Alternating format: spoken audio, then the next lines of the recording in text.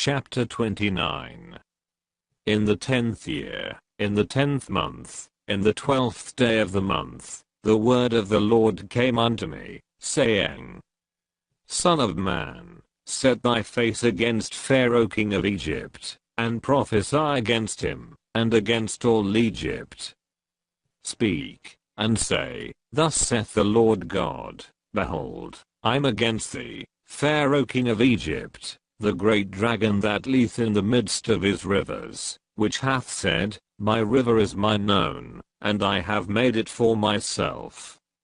But I will put hooks in thy jaws, and I will cause the fish of thy rivers to stick unto thy scales, and I will bring thee up out of the midst of thy rivers, and all the fish of thy rivers shall stick unto thy scales. And I will leave thee thrown into the wilderness, thee and all the fish of thy rivers thou shalt fall upon the open fields, thou shalt not be brought together, nor gathered. I have given thee for meat to the beasts of the field, and to the fowls of the heaven.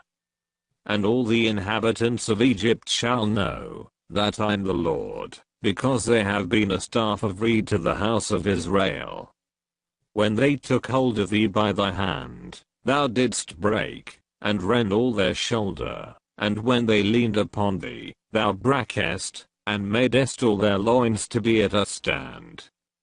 Therefore thus saith the Lord God, Behold, I will bring a sword upon thee, and cut off man and beast out of thee.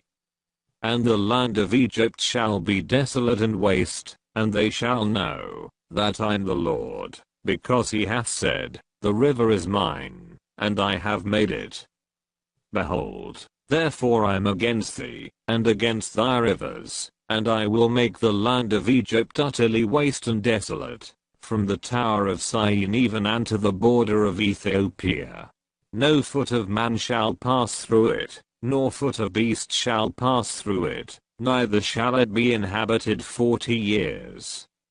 And I will make the land of Egypt desolate in the midst of the countries that are desolate, and her cities among the cities that are laid waste shall be desolate 40 years. And I will scatter the Egyptians among the nations, and will disperse them through the countries.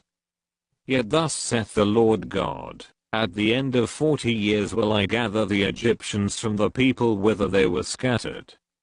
And I will bring again the captivity of Egypt, and will cause them to return into the land of Pathros, into the land of their habitation, and they shall be there a base kingdom.